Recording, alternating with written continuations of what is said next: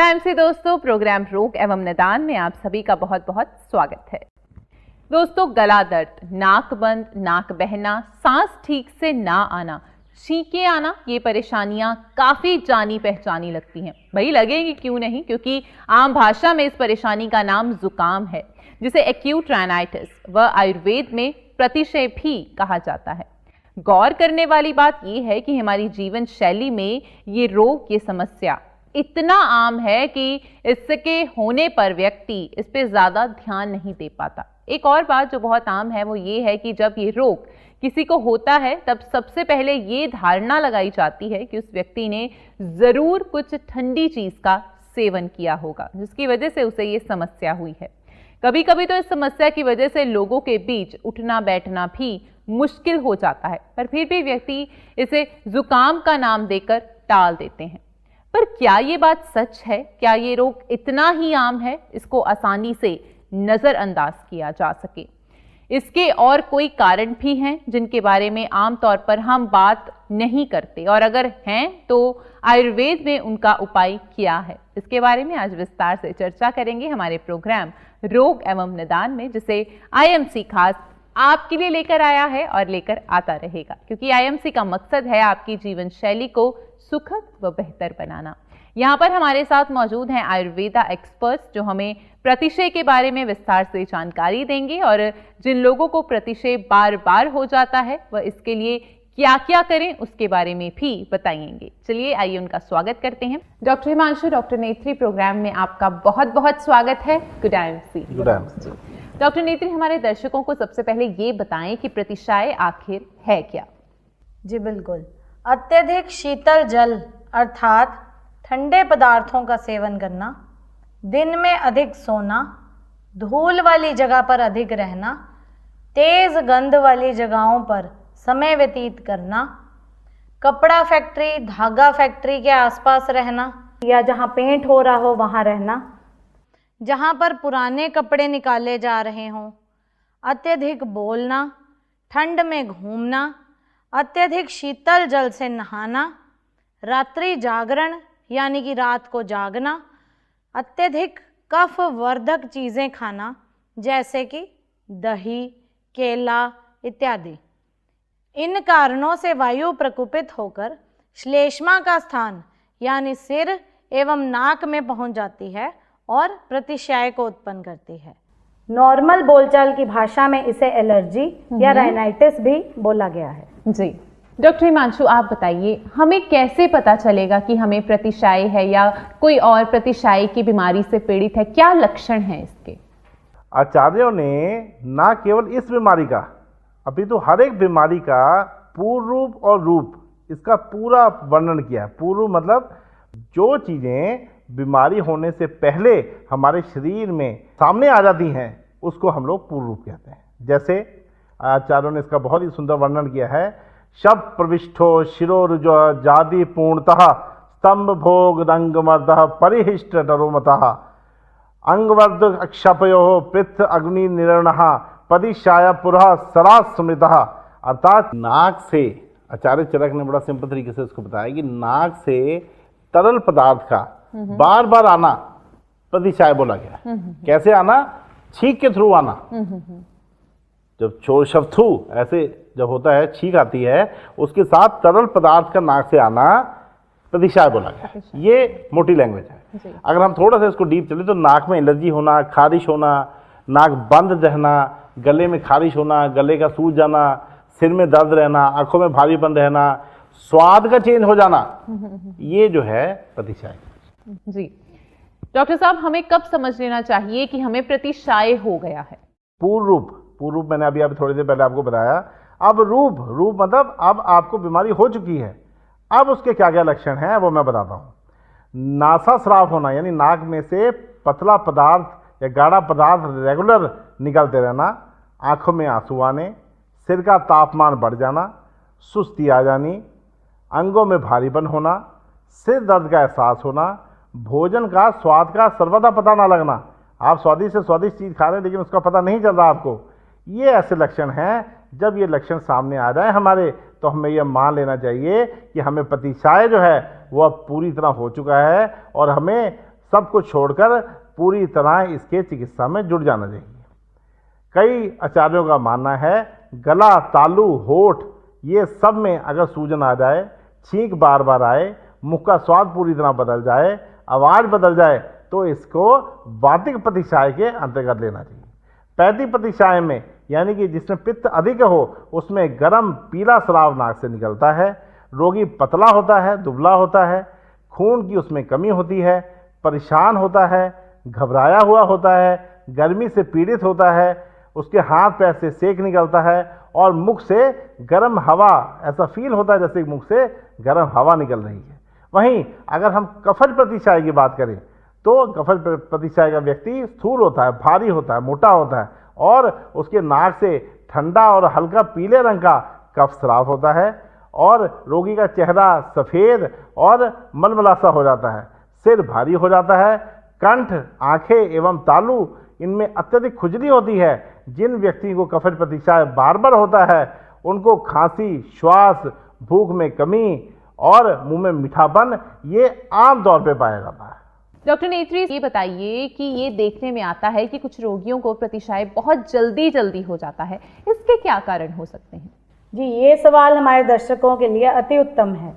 जिन रोगियों को बार बार प्रतिशाय और बिना कारण के ठीक हो जाए, कभी नाक पक जाए और कभी ना पके, ऐसे प्रतिशाय को सन्निपातज अर्थात वात, पित्त और कफ तीनों तरह के दोषों से युक्त समझना चाहिए। काल प्रभाव से तीन में से किसी भी एक दोष के क्षीण हो जाने से प्रतिशाय शांत हो जाता है और दोष बल बढ़ जाने से पुनः उत्पन्न हो जाता है। इसी प्रकार सन्निपातिक प्रतिशाय बार बार उत्पन्न और शांत होता रहता है। सर्वदोषज होने के कारण इसमें तीनों दोषों के लक्षण होते हैं, अर्थात इसमें सभी प्रतिशाय के लक्षण मिलते हैं।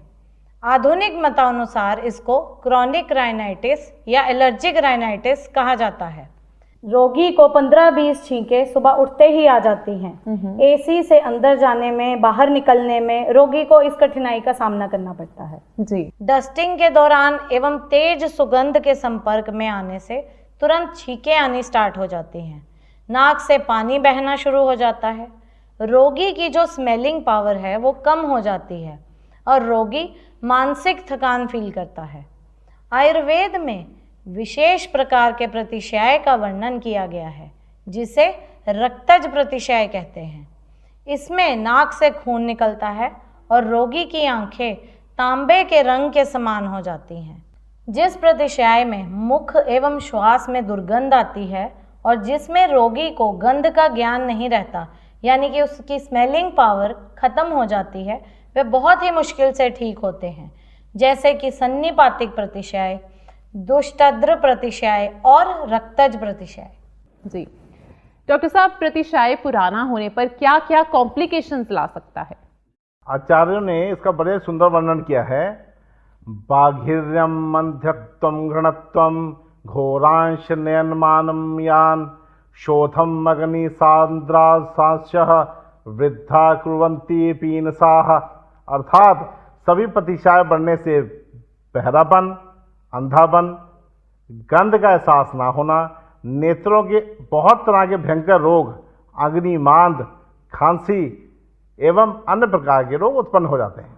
आगे आचार्यों ने बताया है कि चिकित्सा ना करने पर एवं अपथ्य का सेवन कंटिन्यूसली करते रहने से प्रतिशाय दुष्ट हो जाता है, यानी बिगड़ जाता है और पीनस या पूती नस जैसे रोगों को उत्पन्न करता है। कोशिश ये करनी चाहिए कि इसका हम सही तरीके से चिकित्सा कराएं और इस रोग से जल्दी निजात पाएं। जी, कुछ आसानी से उपलब्ध होने वाले योगों का वर्णन जरूर कर दीजिए।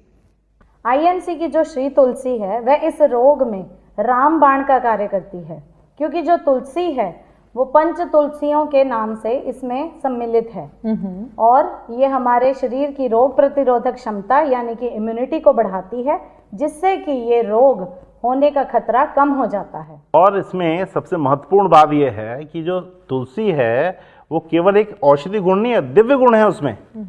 पहले समय में तुलसी को आंगन में यानी कि हमारे जो कोर्टयार्ड था उसके एकदम बीच में लगाई जाती थी। इसलिए लगाया जाता था कि 24 घंटे वो हमें ऊर्जा प्रदान करे, हमें स्वास्थ्य का ध्यान रखे। चलिए, आप कई जगहों पे वो पॉसिबल नहीं है, लेकिन श्री तुलसी नाम से ये पंच तुलसी जो कि दुर्लभ तुलसियों में से है, ये 5 तुलसियों का एक बार में आप 1-2 ड्रॉप अगर सेवन करेंगे तो हमारे शरीर की जो रोग प्रतिरोधक क्षमता है वो कई गुना, कई फोल्ड्स बढ़ जाती है, जिससे कि ना कि सिर्फ जुकाम, ना सिर्फ एलर्जी, बाकी और कई 100 तरह के जो रोग हैं वो हमारे शरीर से दूर रहते हैं। और जो बलिष्ठ शरीर है वो ना कि सिर्फ जुकाम ठीक कर सकता है, अभी तो हर एक प्रकार की जो हमारे शरीर में जो कठिनाई है, जो रोग हैं, जो जीवाणु हैं, जो वायरस हैं, जो बैक्टीरिया हैं, उससे लड़ने में सक्षम शरीर को बनाकर कई तरह के रोग से हमें बचाकर बलिष्ठ, बलवान और ताकतवर बनाने की पूरी काबिलियत रखता है। जुकाम एक इन्फेक्टिव डिजीज है और ये बहुत तेज़ी से आसपास के लोगों तक फिजिकल कांटेक्ट के थ्रू, एयर के थ्रू, सेम आर्टिकल का यूज़ करने से आसानी से फैल जाती है, जैसे कि सेम टॉवल का इस्तेमाल करना, हाथ मिलाना आदि चीज़ें। इसको रोकने के लिए आईएमसी ने एक उत्तम प्रोडक्ट तैयार किया है जिसे वायरोकेयर कहते हैं। ये विश्व का पहला patent water based antiviral, antibacterial एवं सैनिटाइजर है। इसका परीक्षण जापान की रिसर्च लेबोरेटरी में हो चुका है। वातावरण में ऐसा कोई स्थान नहीं है जहां जानलेवा बीमारियां फैलाने वाले रोगाणु ना हों, जैसे कि office, school, hotels, restaurants, public transport, public toilets, हमारा अपना घर एवं इन्फेक्टिव पर्सन से हमारा कांटेक्ट। इसके उपयोग से संक्रमण फैलने के चांसेस बहुत हद तक कम हो जाते हैं। त्वचा पर इसका कोई भी दुष्प्रभाव नहीं है। अपने हाथों पर, बगल पर, नवजात शिशु पर इसका स्प्रे आप कर सकते हैं। प्रत्येक स्प्रे 24 घंटे तक प्रभावशाली रहता है। ये एक गंधहीन एवं रंगहीन प्रोडक्ट है। प्रतिदिन अपनी इम्यूनिटी को सबल बनाए रखने के लिए आईएमसी का एलो च्यवनप्राश गोल्ड एक उत्तम महाशक्तिशाली औषधि है, जिसके प्रयोग से हम अपनी रोग प्रतिरोधक क्षमता को बढ़ा देते हैं। और 1 चम्मच एलो च्यवन गोल्ड सुबह और शाम डेली लेने से हमारा शरीर पूरी तरह इम्यूनाइज्ड रहता है, हमारे शरीर में बल प्रदान होता रहता है। इसमें विटामिन सी की प्रचुर मात्रा होने की वजह से हमारा शरीर पूरी तरह रोग से लड़ने में सबल रहता है। साथ ही आईएमसी ने हिमालयन बेरी जूस का निर्माण किया है।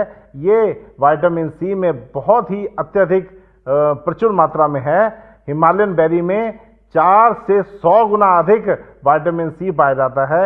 यही विटामिन सी हमारे शरीर के सूक्ष्म अवयवों यानी कि हमारे छोटे से छोटे कणों में जाकर हमारे शरीर को बीमारी से लड़ने में सबल बनाता है। जिन व्यक्तियों को जुकाम के साथ फीवर भी हो रहा हो, उन्हें फीवर गार्ड टेबलेट 2-2 गोली दिन में 2 बार लेने से, या अगर बच्चों में यही चीज़ पाई जाए तो उनकी 1-1 गोली दिन में 2 बार लेने से इस पर निजात पाया जा सकता है। इस टेबलेट्स में गिलोय, पपीता, मेथी, तुलसी, वीट ग्रास, आंवला इत्यादि हैं और प्रतिशाय को जल्द ही ठीक कर सकते हैं।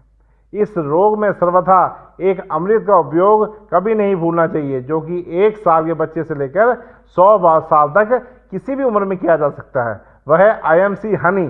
इसमें शहद के साथ साथ केसर, तुलसी एवं अदरक है, जो कि तुरंत ही कफ का शमन करता है और बंद पड़े स्रोतस को खोल देता है। इसमें जो आईएमसी के काफ़ी और प्रोडक्ट्स भी हैं जो कि आपके शरीर को सबल, सुदृढ़ बनाता है और इसकी कॉम्प्लिकेशंस होने से बचाता है।